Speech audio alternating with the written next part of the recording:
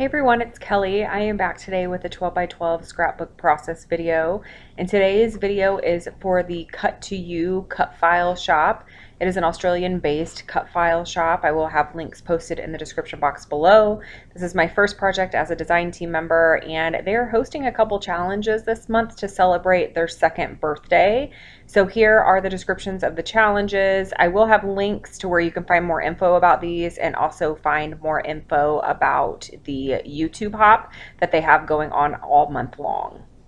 So I'm going to go ahead and jump straight into a Cricut tutorial. I am using the Chevron Bouquet Cut File. It's a gorgeous cut file and I absolutely adore it, but I wanted to alter it slightly. So anytime I make alterations to a cut file, I like to include that tutorial. So that way, if you want to use it in the same way I used it on my project, you know how to get from point A to point B. So I've inserted a square shape onto the design screen, and I unlock the dimensions by clicking the little padlock on the bottom left-hand corner of that square. Now I am just resizing the square to cover that bottom line of the cut file. And you'll want to make sure before you do any slicing to a cut file that you duplicate it. And I almost sliced it before I realized that I did not have a duplicate. So I'm going to go ahead and drag the cut file off the square, and then I'm going to click duplicate.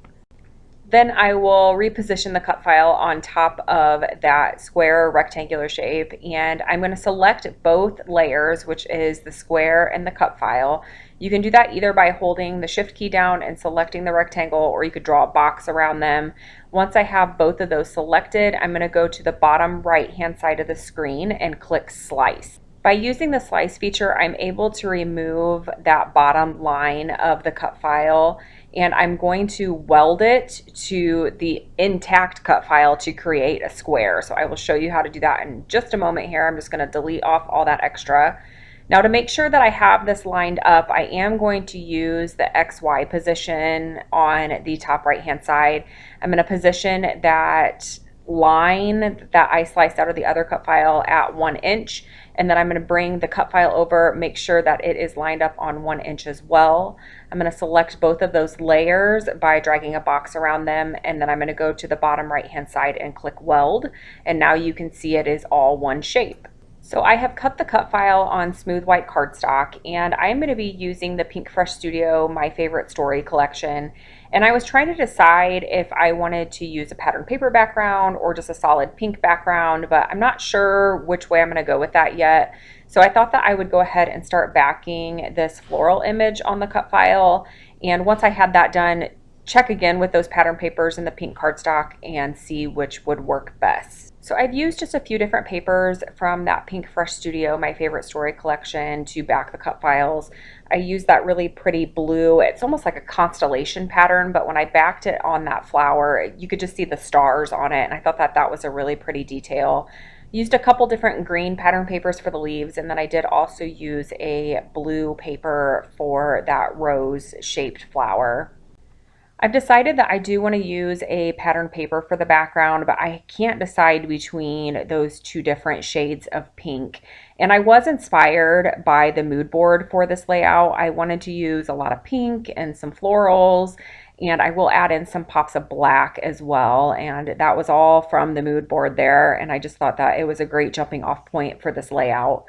So while I'm trying to decide which pattern paper I want to use, I decided that I should bring in a few of the embellishments that I'm going to use, some of the floral die cuts and some of the stickers, and just see what's going to look best, which background that the embellishments are going to really pop off of. So that's what I'm doing here, just positioning a few things loosely around the layout. I'm not sure if these are the actual embellishments that I'm going to use in those places, but I just want to see how they look on the background. And I decide that I like this polka dot background better than the previous background. Felt like the colors just popped off it a lot more, and it was more of a subtle background. I feel like that other pink was a little bit too bright for what I was wanting to use. I know that I want to use one of these puffy vinyl. They have a really neat texture to them. I wanted to use one of those words as a title, but again, I wasn't really sure where I was going to go with that and how I was going to have the color spread around the page. So I'm still just playing around with different embellishing, just seeing exactly how I want this to come together. But before I get too far into the embellishing, I decide that I should go ahead and get this glued down to the background. So I'm just going to trim off that barcode strip, and then I will use some liquid adhesive to adhere this to the background. It's a pretty delicate and pretty intricate cut file. The lines are pretty thin on it, so I thought liquid adhesive would be the best way to do that. I also wanted to make sure that I had it straight, and because it was so delicate, it would be very easy for me to get it a little bit wonky on there. So I start just by gluing down the right-hand side of the layout, and I use my T-square ruler just to make sure that it's straight and that it's centered on the background before I adhere the remaining part of the cut file down. And it ends up getting a little wonky in a couple spots, but I don't think you can really tell at the end. It looks pretty straight, and I'm going to add some stitching to it as well. So for right now, just the four corners are adhered down. I do want to tuck in some of the die cuts underneath those chevron pieces. So I want to make sure that I have some things glued down before I use my sewing machine. Otherwise, I won't be able to tuck anything in. I did print my photos with a white border, but when I wasn't really paying attention when I trimmed them out, and I actually trimmed it too close. I trimmed it all the way down to the photo in one spot. So I ended up having to back the cut files, or not the cut files, back the photos onto some white cardstock. I do like to have some definition between my photos and my background, so I almost always have a white border around my photos, whether or not it is just directly from the photo paper or from white cardstock that I have added behind the picture. So now I'm going to start back with the embellishing. I am going to use a lot of florals, again, based off of that mood board. And I noticed when I was going through the die cut pack that a lot of the floral die cuts had yellow attached to them. And I decided that I was okay with that. I really like that yellow color, but I needed to bring a little bit of that yellow down to the floral area on the cut file because I did not back the cut file with any yellow pattern papers. At this point, I'm trying to decide on design. I'm trying to decide whether or not I kind of want to make the florals go in a diagonal all the way across the page, or if I want to leave a little space between my photos and that floral cluster from the cut file on the bottom right-hand side. So I decided to go ahead and leave a gap between those photos and the floral cut file image.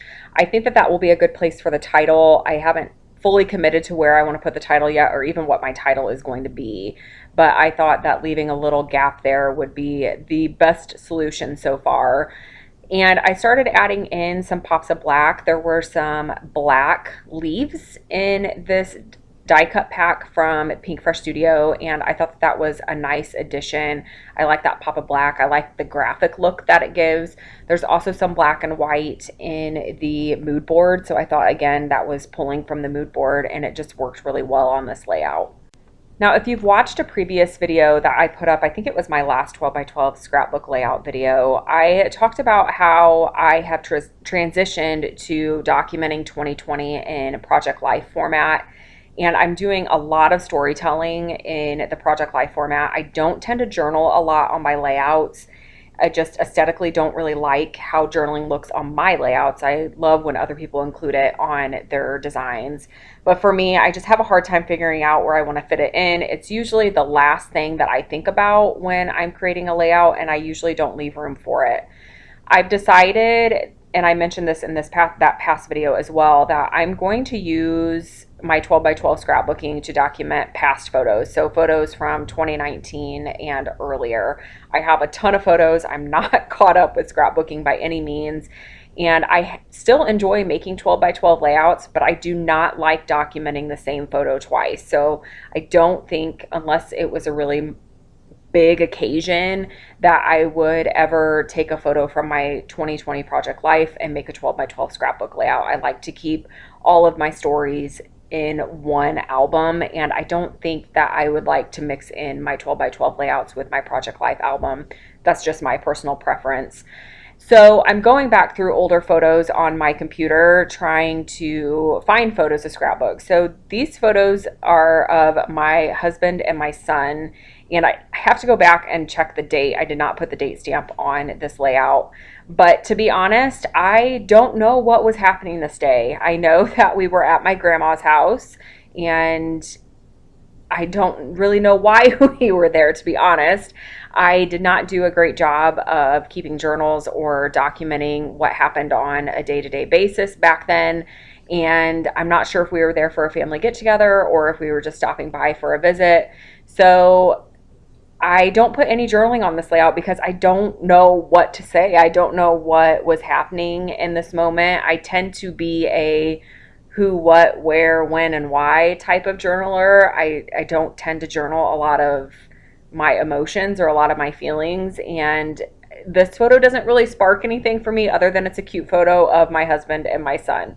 So I'm just going to leave it at that. I'm not going to add any journaling, and that is 100% okay. I don't feel bad when I don't add journaling to my layouts. I have no idea what's going to happen to these layouts when all is said and done and I'm gone. Will my son want to keep my 50 scrapbooks that I'll have by then? Probably not. So this layout may end up in the trash, and that's totally fine with me. I enjoy making them, so it's not a big deal to me if these get passed down generation to generation. So that's just my 2 cents on that. I know I kind of got off on a rambling tangent with that, but I was just embellishing the layout. I don't think that we really missed too much. I did add some stitching to the cut file. I just used my sewing machine and added a white straight stitch along all of the cut file. That will make sure that it does stay secure, and it adds a lot of detail. It adds a lot of interest because the photos are tucked underneath those chevrons and there's stitching running through the photos, and I like to do that. I think that it just makes the layout have that extra texture and just have a bit more fun. I'm also going to add quite a few different texture type embellishments to this layout. I will pop up some of those floral die cuts with some foam dots. I like to create shadow where I can. I'm also going to add in some puffy stickers, and then I'm also going to add in some of the little circular chipboards. I will add 3 of those, just kind of scattering them around the layout. That just creates that visual triangle and helps your eye just kind of dance and bounce around. I'm just choosing color based off where I think I need additional color. So I will add a yellow circle chipboard to the cut file area where the floral is. I felt like I needed just a little bit more yellow down there. So there you can see I just added that, just kind of tucked it in right next to that cluster. So I'm going to go ahead and finish gluing down a few more embellishments here. And before I forget to mention it, I do have a 20% off code to the Cut to You cut file shop. I will post that code in the description box below. So make sure you use that when you head over to the shop to purchase some cut files. It is good through the entire month of July, and it is for anything in the store. And she does offer cut files pre-cut. So if you do not have a Cricut or a Silhouette, then this is a great option for you. Now keep in mind, my US friends, that this is an Australian based cut file shop, so I am not sure about postage, but it is definitely a great option, especially if you don't have access to a die cutting machine. And I know a lot of places out there don't offer that, so do keep that in mind if you are looking for a cut file design that you need cut and sent to you.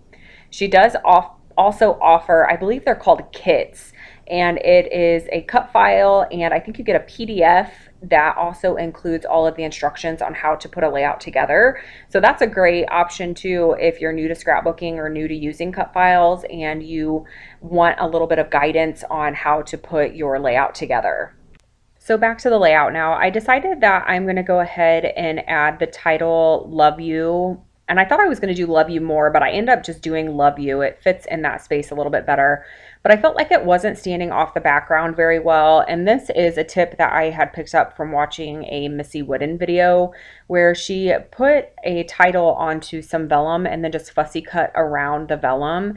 And it just adds a little bit of definition to the title without being too distracting. And I love how that turned out. I really feel like it just kind of helped it pop off the layout a little bit more. So I'm going to go ahead and use my fine liner bottle to add some adhesive. And if you noticed, I have a stick pin stuck in the top of my fine liner bottle because when I was making this layout, my cap fell off my desk, and I have hardwood floors in my room, and it rolled across the room, and I could not find this thing. I shut the video off, stopped recording, got down on my hands and knees, was crawling all over the place, looking underneath furniture, trying to find this thing, could not find it anywhere. And I ended up finding it long after I finished recording this video, but even in that short amount of time, even with the stick pin, the straight pin stuck in there, it started to firm up a little bit. The adhesive did inside the nozzle. So I was really having to push pretty hard to get that adhesive to come out, but I ended up finding the cap and all is well now. Sorry, again, another little tangent there. But here is the layout all finished, and I'm just showing you the layout close up to the camera so you can see all of the layering and details and dimension and texture. And I really love how this came together. The cut file is so gorgeous. All of the cut files in the Cut to You shop are just absolutely gorgeous. I cannot wait to create again with these cut files. Here are some still shots, again, showing you some more detail. Remember to check out the links in the description box below for information on the different challenges that are available, on the discount code to the Cut to You shop, and also a link to where this YouTube hop is starting. So that way you can check out the links to all of the other YouTubers that are participating in this blog hop all month long. So I do want to thank you all so much for watching, and I will be back again very soon.